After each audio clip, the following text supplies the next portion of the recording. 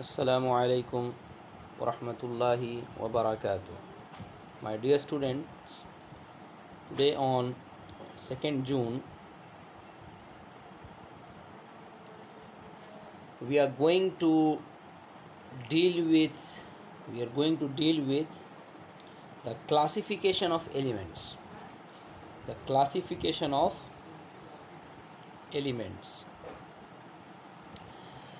In the previous class, that is yesterday, we understood the definition of elements and compounds, and I hope that all of you have understood the differences between the two quite well and you don't have any confusion, and now you can identify a substance to be an element and compound without any problem, inshallah. So today we are going to classify elements and understand what are the different types of elements, okay, and what are the basic features they have.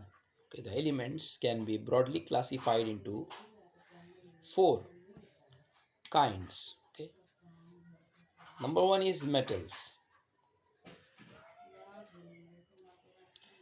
Number two is non-metals. Number three is metalloids. Metalloids. And the last one is noble gases or inert gases. Okay. So let us talk about metals first. Before defining all of these elements, different kind of elements, and giving you the basic features so as to make you understand what are they really, a very important point I would like to make over here is that elements, there are 118 elements known to us. Okay, so the scientists, they have arranged 118 elements in the periodic table. Out of these 118 elements, 92 are naturally occurring. Naturally occurring. And the rest and the remaining ones are artificially made, are man-made. Okay, I have a doubt on this number 92, but that number is close to 90. Okay, it may be 90 or 92. I'm having a doubt regarding this, but the probability of that number being 92 is, according to my guess, is 70 to 80%. Okay, by the way, so out of 118 elements, okay,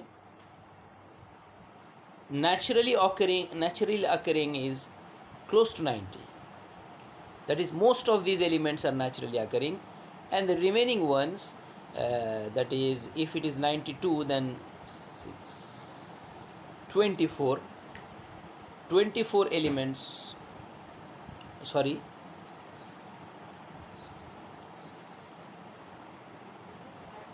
yes, 24 elements are man-made or artificial. Okay, without delaying, let us move. So these 118 elements can be broadly classified into these four types, or they can be categorized in these four types. Okay, they may be metals, they may be non-metals, they may be metalloids, they may be noble gases. Now let us try to understand what do we mean by metals. We hear this word many a times, and we have metals all around us in our home. Okay, the handle of your door contains metals, the utensils, the glass, the plates which you use for for having or serving food, it contains metals. The bed on which you sleep contains metals. The needles which you use to fix your furnitures contains metals, that is made of iron. Okay, and probably the screws, not probably, the screws which is used to tighten and fix the furnitures, that is made of steel, and steel contains metals. Okay, so what metals exactly are? Metals are elements. Metals are nothing but they are elements. And what are elements? Elements are made up of only one kind of atoms. You know, I explained you in the previous class, metals are made up of only one kind of particles, and you can't divide, you can't split elements into smaller substances, into further smaller substances. Okay, so if we have a metal like iron, and iron will be made of only one kind of atom, that is iron atom, and you can't split iron into smaller substances by any chemical mean. So what are the basic features of metals?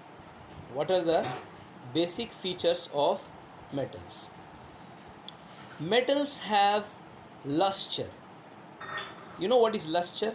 Luster means shiny surface. Okay, so majority of the metals in their solid state, I'm talking about the metals which are in solid state, they are lustrous. They are shiny, they have a shiny surface like gold, silver, okay, and many metals, copper, many metals. So I have some examples of metals. Okay, so let me first write some examples. So metals examples are gold, silver, aluminium, copper. Okay, in American accent they say aluminum. Okay, but we don't speak the American accent, we speak the neutral we use the British pronunciation, that's why it's aluminium. Okay, so copper, and these are some examples of metals. Because the first feature which I have discussed over here, they have lustrous surface, they have shiny surface. You can see this is a utensil made up of aluminium. Okay, you can see that the surface is shiny, isn't it? The surface is shiny. Similarly, I have a utensil made up of copper. This is copper metal, made up from copper metal. You can see that the surface is shiny, isn't it? Lustrous. The second feature of metals is they are generally solids. Majority of them are solids. Gold, silver, copper, aluminium, many other examples are there. Nickel, cobalt, many other examples are there. They are generally solids. Sodium. But the only metal,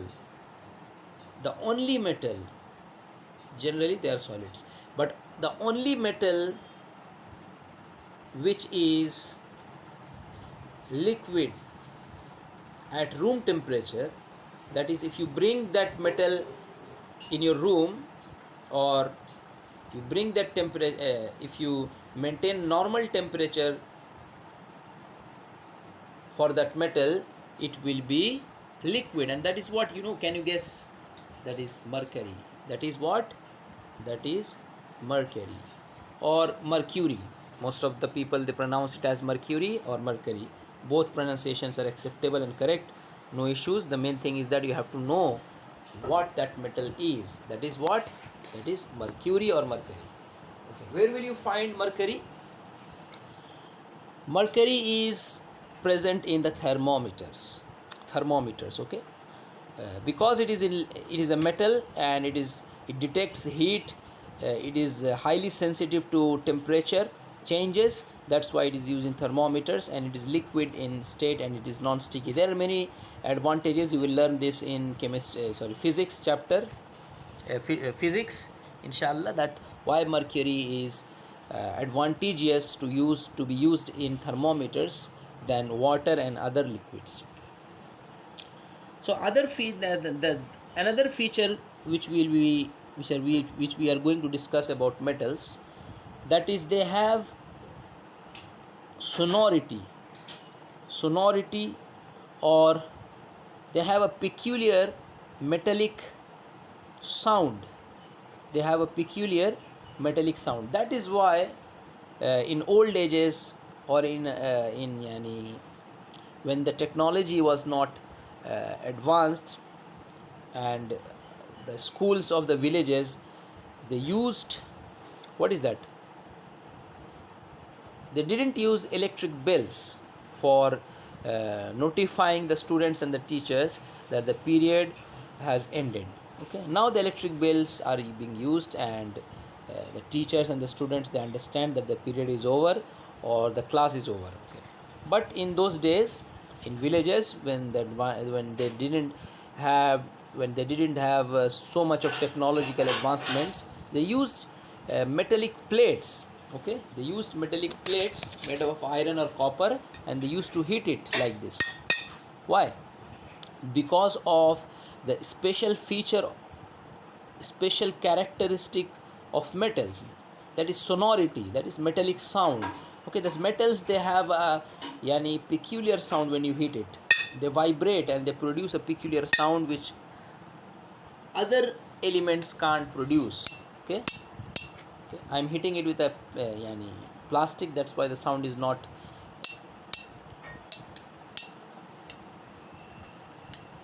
so well produced, but you can understand what I'm trying to say. Okay, the other feature, the next feature which I'm going to explain you is that they are good conductors of heat and electricity. They are good conductors of heat and electricity. So that's why if you want to boil water, you can boil water by keeping this utensil on the stove, because it conducts heat. That's why you can boil water, or you can heat any liquid, or you can cook foods on the in the utensils which you use, that are made of metals. Okay, electric current, the wires which you have throughout your house is made up of copper or aluminium. Copper. Okay, most of them are made up of copper. Copper is a metal and it conducts electricity. So metals, they are good conductor of electricity.